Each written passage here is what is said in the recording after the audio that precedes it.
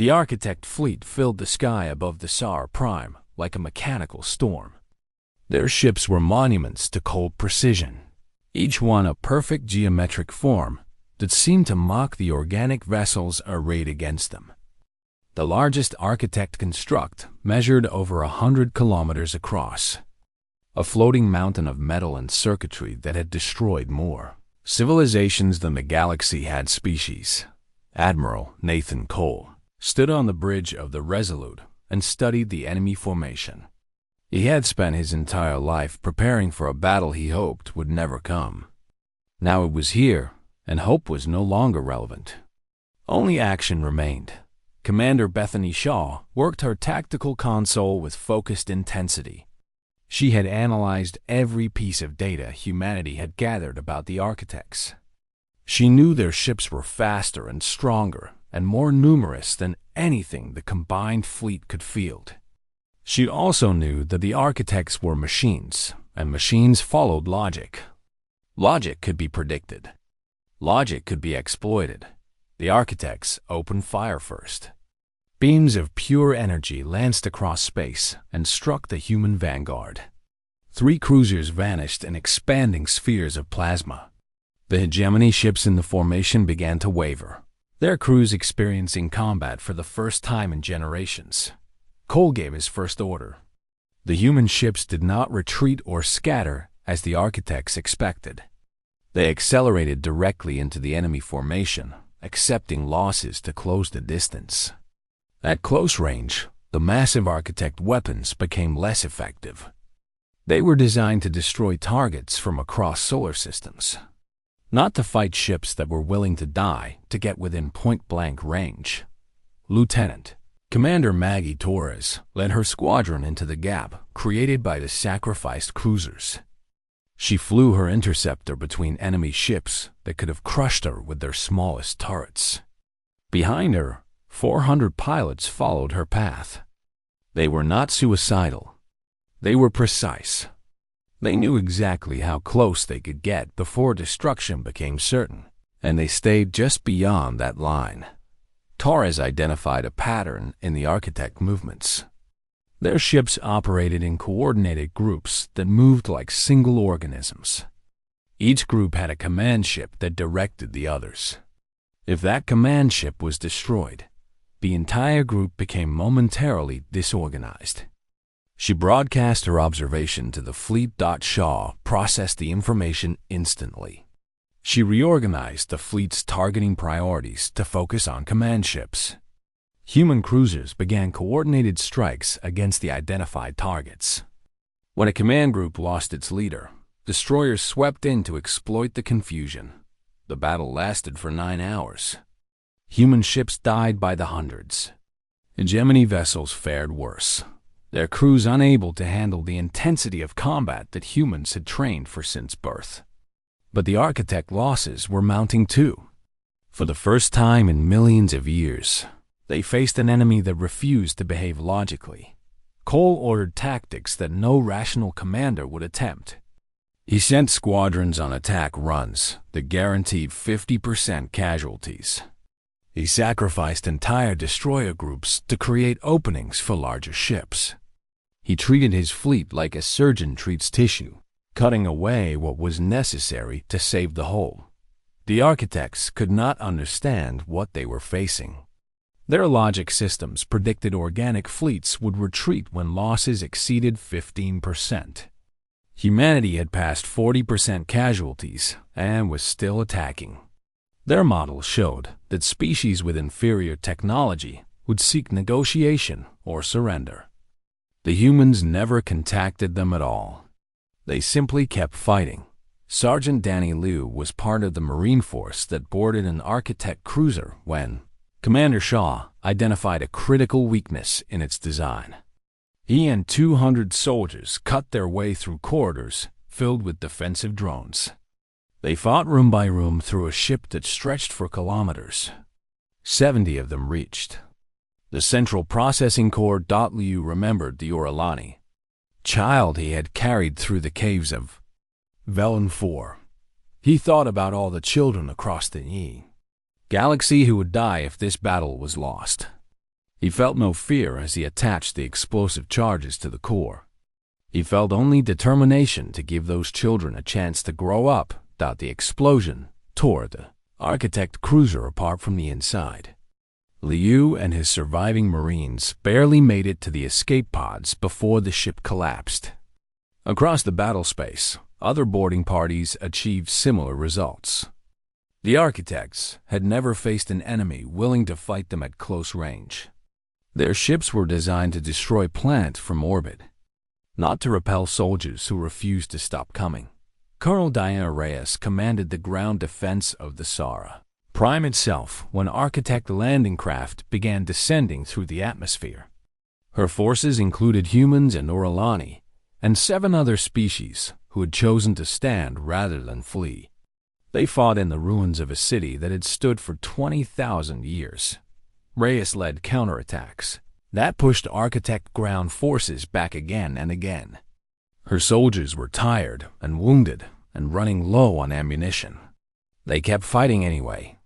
They had learned from their human allies that surrender was not an option. They had learned that courage was a choice. The turning point came in the 16th hour of battle. Torres and her remaining pilots were executing another attack run on an Architect command ship when something impossible happened. Swarm fighters emerged from faster-than-light travel and joined the attack. The hive mind had made a decision. For millions of years they had fled from the Architects. For millions of years they had consumed other species to build their numbers, hoping to eventually be strong enough to fight back. They had watched humanity stand against the machines and refuse to break. They had seen organic life choose death over submission. The swarm would not run anymore. If these humans could face extinction with such courage, perhaps the hive mind had been wrong to fear for so long. Perhaps survival without honor was not survival at all. Thousands of swarm vessels joined the battle. They fought alongside human ships as if they had trained together for years. The hive mind coordinated with Shaw's tactical network, filling gaps in the human formation and pressing attacks against Architect weak points. High Counselor Vethmer watched from the surface of the Sara Prime as the combined fleet pushed the Architects back. Tears fell from his dark eyes. He had lived for 400 years and had never believed he would see such unity. Species that had been enemies for generations were now fighting as allies. The galaxy was finally won. Reyes led the final assault on the Architect flagship. Her Marines fought through defenses that had stopped armies on 100 worlds. They breached the central chamber where the machine intelligence resided. And there, surrounded by the corpses of his soldiers, Sergeant Danny Liu destroyed the core with his own hands. The Architect fleet stopped. Without their central intelligence, the geometric ships became nothing more than drifting metal. Their weapons fell silent. Their movements ceased. Across the Thesara system, the machines died. The battle was over. Humanity had won. Admiral Cole sat in his command chair as silence finally fell. The Resolute had taken heavy damage. Half his fleet was destroyed or crippled. Millions of soldiers had died across the galaxy. But organic life continued. The future remained possible.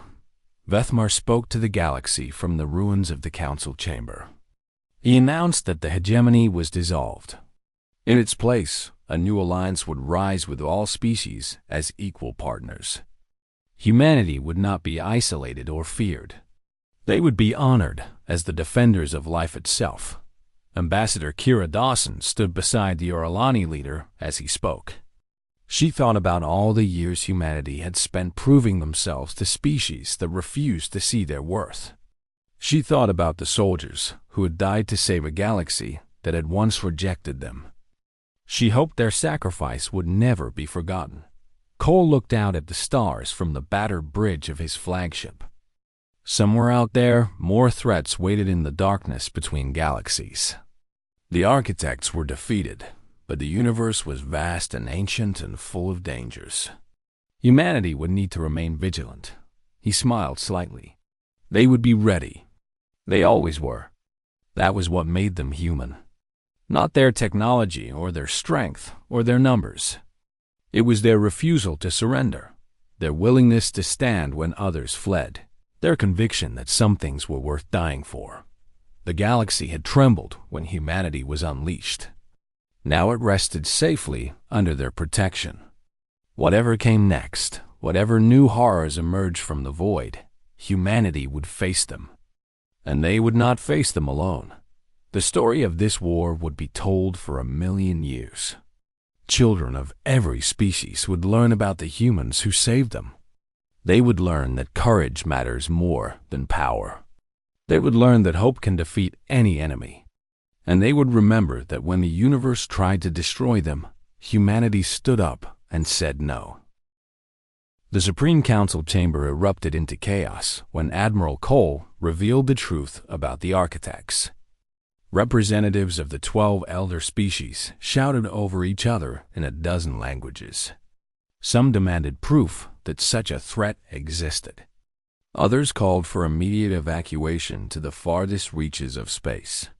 A few simply sat in stunned silence, unable to process what they had heard. High Counselor Vethmer listened to the arguments with growing despair. His people had ruled this galaxy for 40,000 years. They had built great civilizations and achieved wonders beyond counting. Now they learned that a force capable of destroying everything had been coming for millions of years, and nothing they had accomplished would matter against it.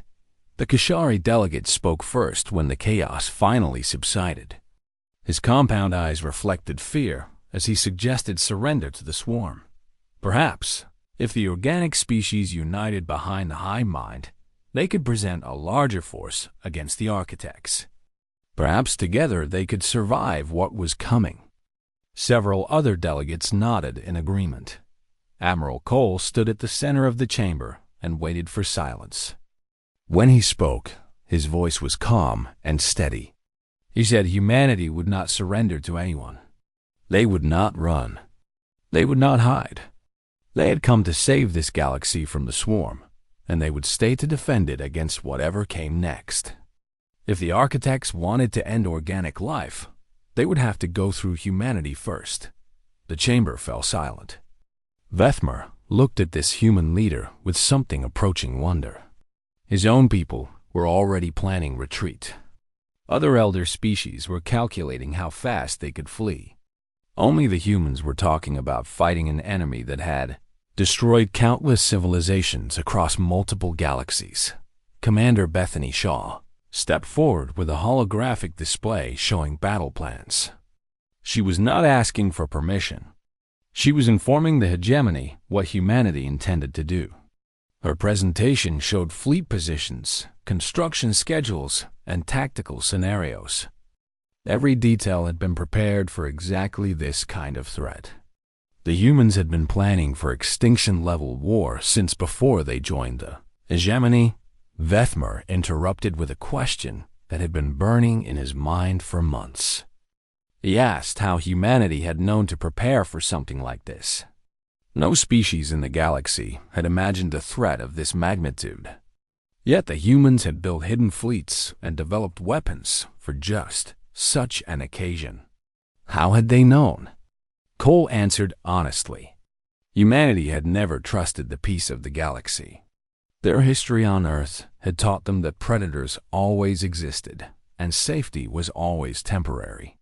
They had joined the hegemony hoping for the best while preparing for the worst.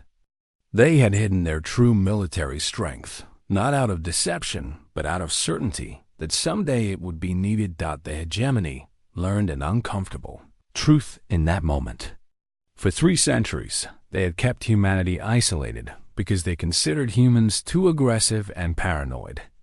Now they understood that this aggression and paranoia might be the only things that could save them all. Ambassador Kira Dawson watched the council's reaction with mixed feelings.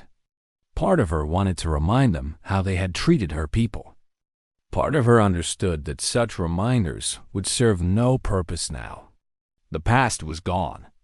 Only the future mattered, and that future would be very short unless everyone Work together. She spoke to the council in a voice that carried both authority and compassion. She said humanity did not ask the elder species to fight. They understood that the hegemony was not built for war. What humanity needed was support. They needed shipyards and resources and workers to build the weapons that would be required. They needed scientists and engineers to help improve their technology. They needed unity, not arguments. The council debated for hours. Some species wanted no part of the coming war. Others offered limited support with many conditions attached. A few, including the Orolani, committed themselves fully to humanity's plan. Vethmar announced that his people would open every shipyard and research facility to human engineers. They would contribute whatever resources were needed. If humanity was willing to stand between the galaxy and extinction, the least his people could do was help them stand. The following months saw the greatest military buildup in galactic history. Human engineers worked alongside hegemony scientists to improve shield technology and weapon systems. Orolani shipyards produced warships at rates that had seemed impossible before.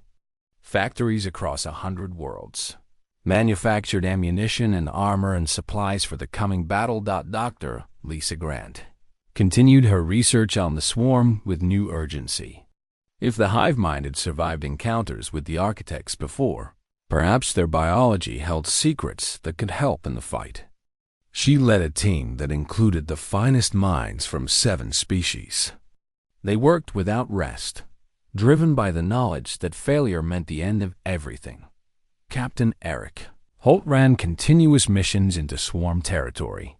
The enemy had stopped their aggressive expansion and was now consolidating their forces. They knew the architects were coming. They were preparing for the same fight that humanity was. In a strange twist, the swarm had become almost predictable. They no longer attacked human ships on sight. Something had changed in their behavior. Colonel Diana Reyes trained ground forces from multiple species in human combat techniques. She found that most hegemony soldiers were physically incapable of matching human performance. Their bodies had evolved for peaceful lives, not for war. But she taught them what she could. She showed them that courage mattered more than physical strength. She showed them that determination could overcome any limitation. Lieutenant Commander Maggie Torres spent her days drilling new pilots from the carrier Defiance. The fleet had grown to over 3,000 ships, but they needed crews for all of them. She pushed her trainees hard because she knew what was coming. She had seen the intelligence reports on the architects. Their ships were vast beyond imagination. Their weapons could destroy planets. Fighting them would require every skill she could teach. Sergeant Danny Liu had become an unexpected symbol of hope across the galaxy. The image of him carrying the Orolani child was reproduced on 1,000 worlds. He received messages from species he had never heard of, thanking him for showing that humans cared about more than victory. He did not feel like a hero. He felt like a soldier who had done what any decent person would do. The months passed quickly. Construction proceeded at frantic pace. Training intensified as the deadline approached. And then the sensors at the edge of the galaxy detected something emerging from the void. Between stars, the architects had arrived. Their ships were geometric shapes that bent light around them, structures of impossible size that made human dreadnoughts look like insects. They broadcast a message in every language the galaxy had ever spoken. It was simple and final. Organic life was inefficient. It would be recycled. Resistance was not relevant to the outcome. Admiral Cole received the broadcast on the bridge of the Resolute. He had known this moment would come. He had prepared for it his entire career. Now it was here, and doubt tried to creep into his mind. He pushed it aside with practiced discipline. He opened a channel to the combined fleet. 3,000 human ships and 2,000 hegemony vessels were gathered in the Visara system for the final stand. Over 1 million soldiers waited for orders. Every soul in the galaxy who could fight was present or ready to join. Cole spoke words that would echo through history. He said humanity had faced extinction before and refused to die. He said the architects had destroyed civilizations because those civilizations had been alone. This galaxy was not alone. It had humanity, and humanity did not know how to surrender. The fleet began moving toward the approaching enemy. The final battle was about to begin. Whatever happened next would determine the fate of every organic being in the known universe.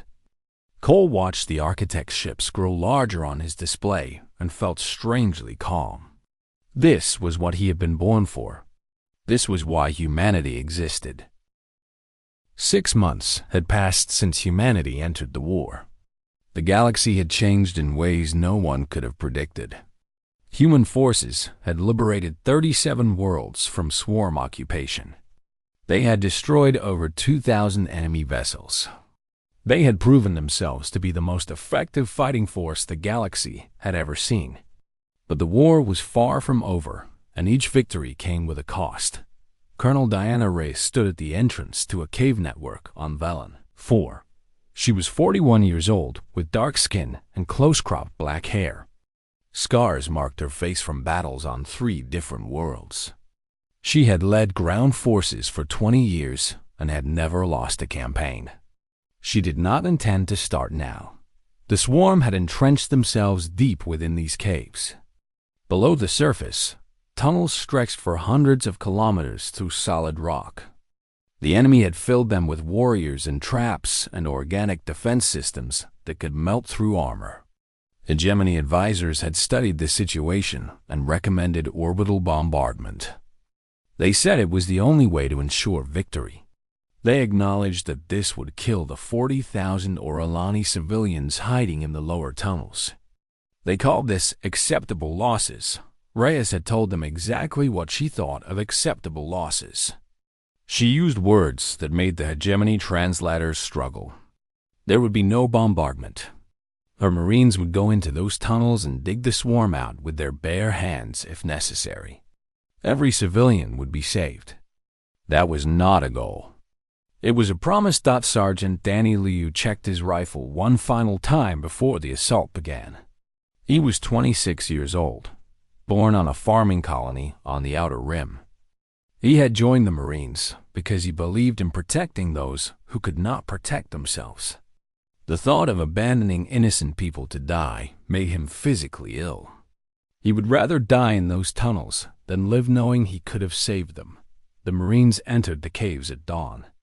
2,000 soldiers moved into darkness that seemed to swallow light itself. Their helmet displays showed thermal signatures ahead. Swarm warriors waiting in ambush. The enemy expected the humans to hesitate. They expected fear to slow them down. They did not understand what they were facing. Reyes led from the front, as she always did. When the first swarm soldiers attacked from hidden alcoves, she killed 3 of them before her troops could raise their weapons. Her combat armor enhanced her strength and speed, but the real advantage was training. She had spent 30 years learning how to fight in conditions that would break most species. Close quarters combat in absolute darkness was something her Marines practiced every month. The battle through the tunnels lasted 8 hours. The swarm fought with mindless ferocity, throwing wave after wave of warriors at the advancing humans. The Marines pushed forward through every attack. They cleared each tunnel section by section. They lost soldiers along the way. Reyes felt each death like a wound to her own body. But they did not stop. Sergeant Liu found the Orolani child in a collapsed section of tunnel 3 kilometers underground. She was 7 years old, small and silver-skinned, hiding behind rocks while swarm harvesters searched for survivors nearby. Her family had been taken. She was alone and terrified and had given up hope of rescue. Liu killed the harvesters with controlled bursts from his rifle. Then he knelt beside the child and removed his helmet so she could see his face. He spoke softly even though she could not understand his words. He picked her up and held her against his chest. She weighed almost nothing. The path back to the surface was 3 kilometers of enemy territory. Liu carried the child the entire way. He was wounded twice by swarm attackers. He killed 17 enemies with one hand while holding her with the other. When he finally emerged into daylight, medics rushed to treat his injuries. He refused to let go of the child until an Oralani relief worker arrived to take her. News of the rescue spread across the galaxy within hours. The image of a human marine carrying an alien child through hell became a symbol of what humanity represented. They did not fight for conquest. They did not fight for revenge. They fought to protect the innocent, no matter the cost. While the ground war continued, Dr. Lisa Grant worked aboard the research vessel Curiosity in orbit above a captured swarm hive ship. She was 53 years old, with gray-streaked hair and glasses that she refused to replace with ocular implants. She had spent her career studying alien biology. Now she was trying to understand the most dangerous species the galaxy had ever faced. The swarm communicated through a hive mind connection that linked billions of individuals into a single consciousness. Grant and her team had spent months trying to decode this connection. They had made little progress until a captured swarm drone began transmitting something unexpected. It was not an attack signal or a distress call. It was a memory. Grant watched the memory playback with growing horror. She saw worlds burning. She saw species she did not recognize being harvested. She saw the swarm fleeing across the void between galaxies with something terrible pursuing them. The swarm had not invaded hegemony space by choice. They were running from something far worse. She transmitted her findings to Admiral Cole immediately. The Admiral reviewed the data with Commander Shaw at his side. What they saw changed everything they thought they knew about the war. The swarm was desperate. They were not conquering for expansion. They were consuming to reproduce, building their numbers as fast as possible before their true enemy arrived. Captain Eric Holt received orders for a mission that made even his hardened special operations team nervous. He was 35 years old, with a forgettable face that served him well in covert work. He had led infiltration teams behind enemy lines for 12 years. Now he was being asked to capture a swarm command node, a living structure that coordinated millions of swarm warriors. The mission took his team deep into swarm-controlled space. They landed on a dead world that the enemy had already stripped of life. The command node sat at the center of what had once been a great city. It pulsed with organic energy, a mountain of living tissue connected to the hive mind itself. Holt and his team fought their way through defenses that would have stopped any other force. They lost half their number breaching the outer perimeter. The survivors pushed on. When they reached the command node, Holt personally attached the extraction device that would download the structure's memories. The data they retrieved confirmed Dr. Grant's fears. Something called the Architects was coming. They were a machine intelligence older than most stars. They had been systematically exterminating organic life across multiple galaxies for millions of years. The swarm had barely escaped them. Now the Architects were following, and they would arrive in approximately 18 months. Admiral Cole read the intelligence report in silence. The war against the swarm had seemed like the greatest challenge humanity had ever faced. Now he understood it was only the opening act. The true enemy was still coming, and it was worse than anything the galaxy had ever imagined. He had 18 months to prepare for the end of all organic life. He looked out at the stars and made a decision. Humanity would not run. They would not hide. They would stand and fight against these Architects, just as they had fought against the swarm. They had come too far and sacrificed too much to surrender now. If the universe wanted to kill them, it would have to earn it. The Hegemony's Supreme Council had not slept in 3 days. They gathered in the Great Chamber on the Sar Prime. a room built 20,000 years ago to celebrate peace among the stars. Now it felt like a tomb. Holographic displays showed system after system falling to the swarm. Red lights marked worlds that had gone silent. There were too many red lights. High Counselor Vethmar stood at the center of the chamber. His silver skin had grown pale from exhaustion and fear. Around him, representatives of the 12 elder species argued about what to do. Some demanded immediate evacuation to the far edges of the galaxy. Others wanted to surrender and hoped the swarm would spare them.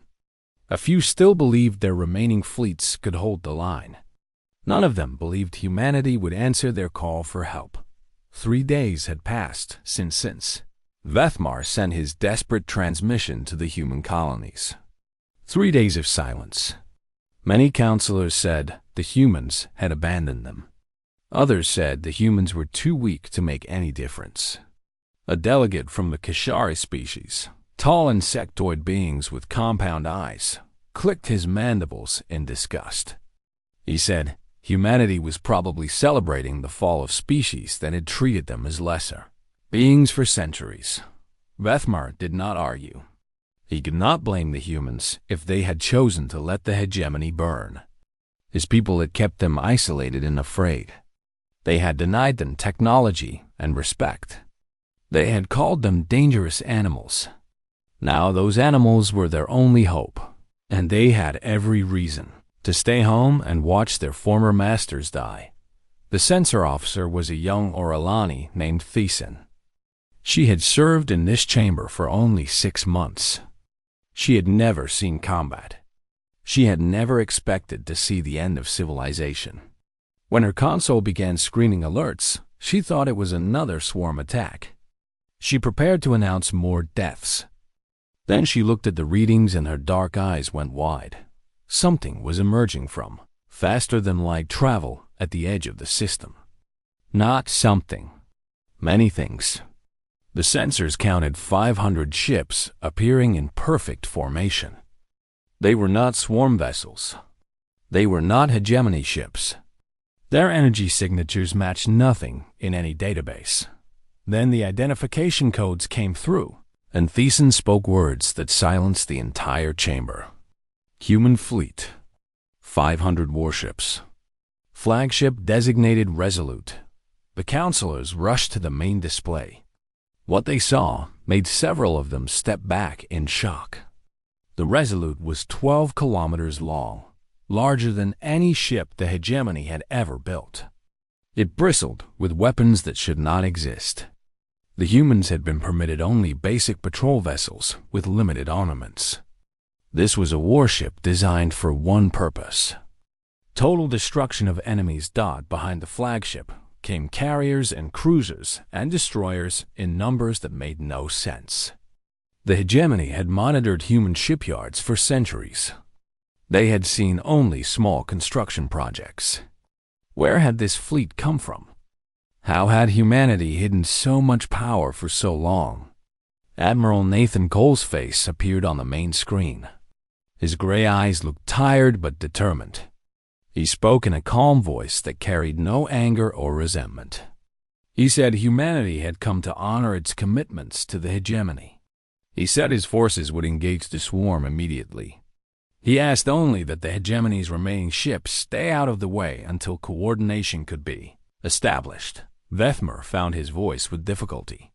He asked where this fleet had come from.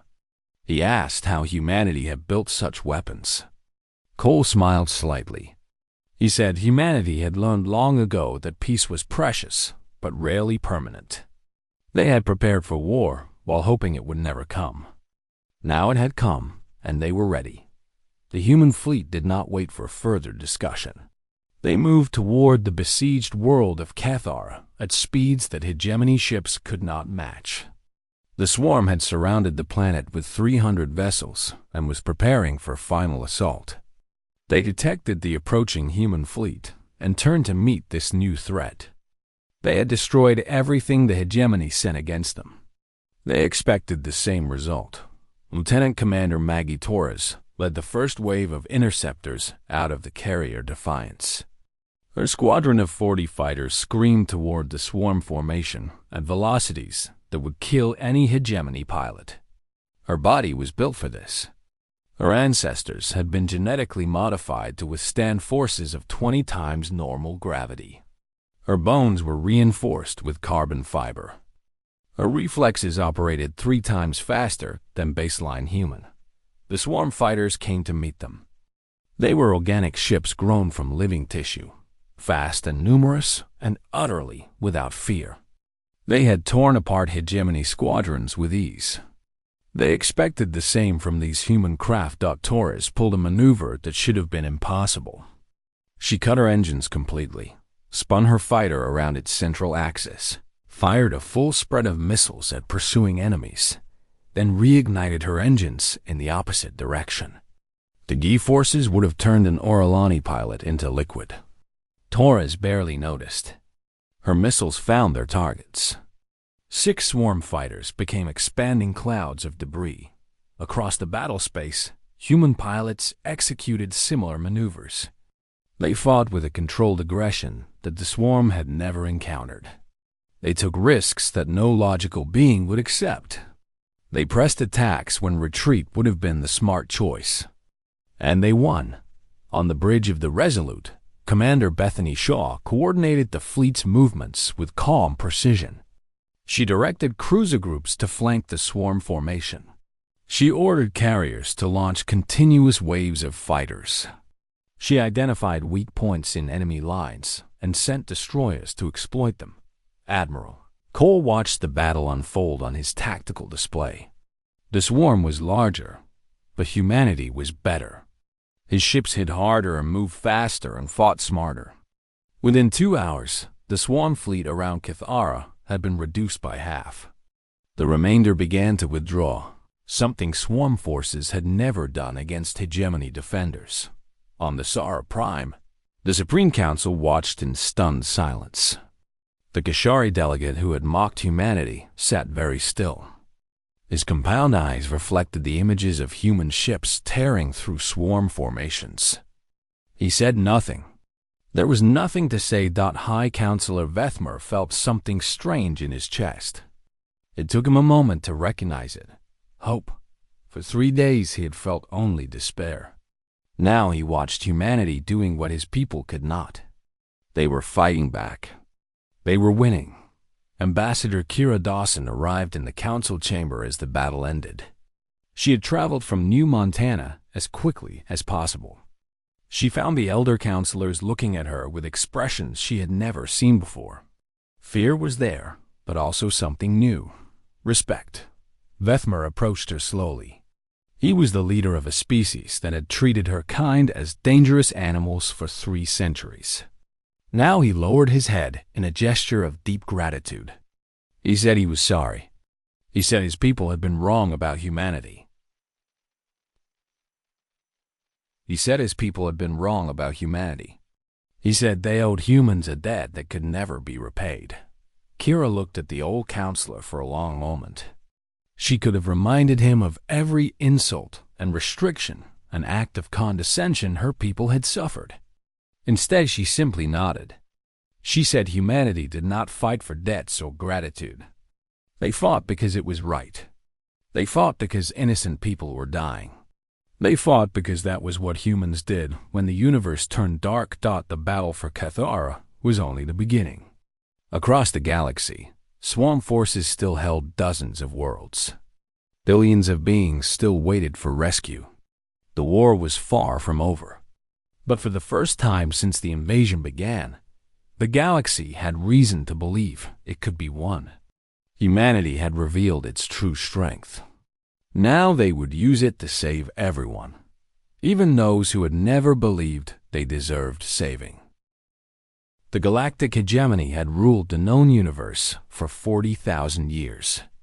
12 elder species had built this great coalition through careful diplomacy and strict rules against violence.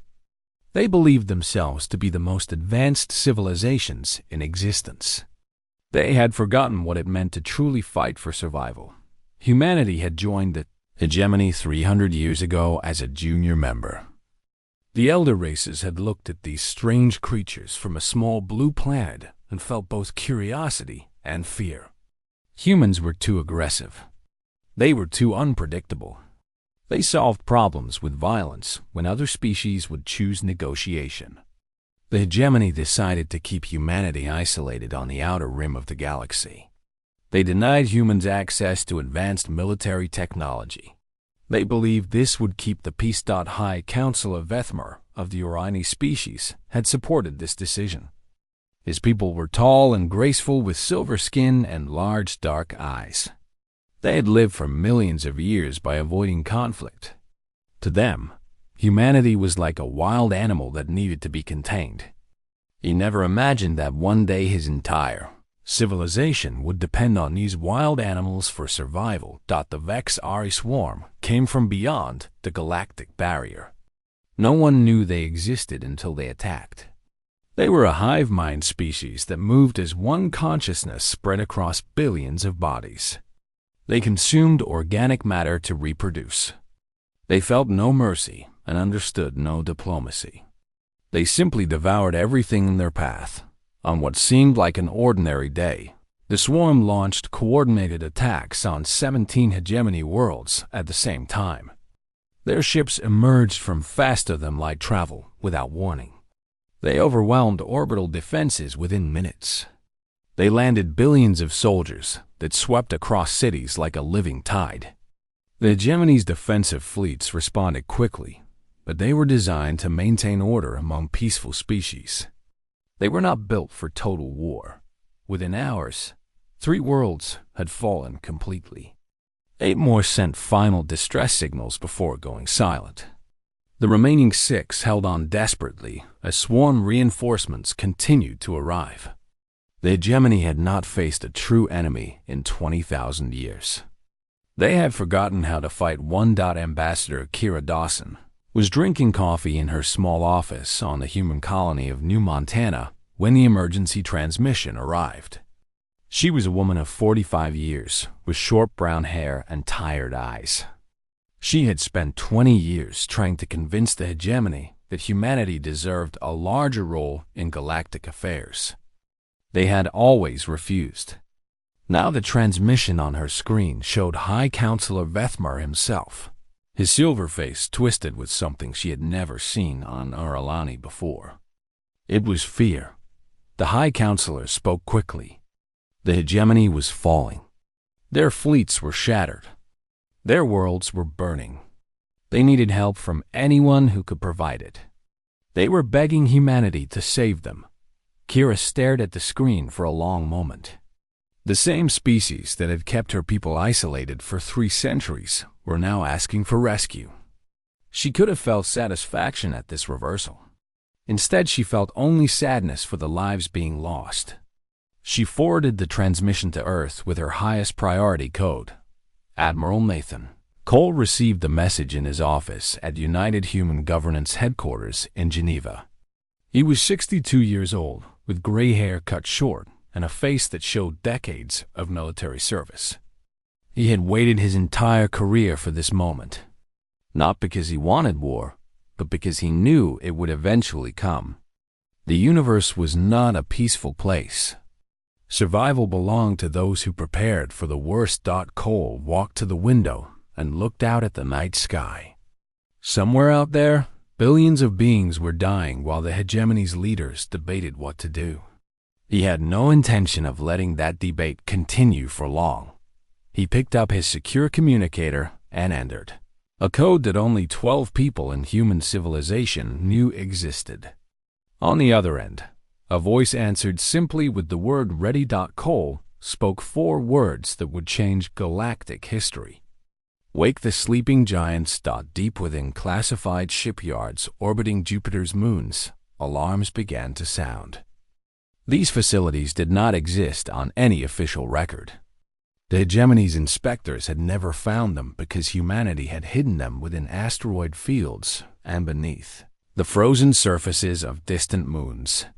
For 200 years, humanity's greatest engineers and scientists had worked here in secret. The ships that now powered up Their engines were nothing like the outdated patrol vessels the hegemony had permitted humanity to operate. The flagship Resolute measured 12 kilometers from bow to stern. Its hull was covered in weapons that the elder races believed impossible to build. Behind it, 500 warships of varying classes began forming into battle groups. Their crews had trained for decades for a war that most of the galaxy believed would never happen. Commander Bethany Shaw stood on the bridge of the Resolute as the great ship came to life around her. She was 38 years old, with red hair pulled back in a tight bun and green eyes that missed nothing. She had served under Admiral Cole for 15 years and knew him better than anyone. She knew he had spent sleepless nights wondering if this day would ever come. Now it had. The Admiral's face appeared on the main screen. His orders were simple. The fleet would jump to hegemony space immediately. They would engage the swarm wherever they found them. They would show the galaxy what humanity could do when the chains came off. Lieutenant Commander Maggie Torres sat in the cockpit of her interceptor aboard the carrier vessel Defiance. She was 29 years old, small and quick, with dark hair and a fierce smile. She had been born on Mars and raised in zero gravity. Her body had been genetically enhanced over 3 generations to withstand forces that would kill any hegemony species. She could pull maneuvers that would liquefy Orlani bones. She had trained her entire life for combat. Now she would finally see it. Around her, 5,000 pilots ran final checks on their fighters. They were humanity's finest, selected from billions for their skill and courage and ability to remain calm when death was certain. They did not fear the swarm. They had been taught that fear was simply information, a signal that demanded action rather than paralysis. The jump countdown began. Across the hidden fleet, 500,000 human soldiers prepared for battle. They came from every nation and background on Earth. They were farmers, children and scientists' daughters and factory workers' sons. They had one thing in common. They had chosen to stand between their species and extinction. Admiral Cole watched from his command chair as the fleet aligned for the jump. In a few moments, they would emerge in hegemony space. The elder races would see what humanity had been building while they kept humans isolated and underestimated. Some would call it a betrayal of trust. Cole called it survival. The stars stretched into lines as 500 ships punched through the fabric of space. The sleeping giants were awake. The swarm did not know it yet, but their easy conquest was about to end. Humanity was coming, and they brought with them 200 years of preparation for exactly this kind of war. Somewhere on the burning world of Kethar, an Orlani child looked up at the sky and prayed for salvation. She did not know that her prayers were about to be answered by the species her elders had always feared. She did not know that humanity's finest were already on their way. She only knew that the monsters were coming closer, and she had nowhere left to run. Help was coming. It moved at the speed of light, carried by ships that should not exist, crewed by soldiers who had been waiting their whole lives for this moment. The galaxy would tremble when they arrived. But it would not be from fear of humanity. It would be from the sound of hope returning to worlds that had lost it.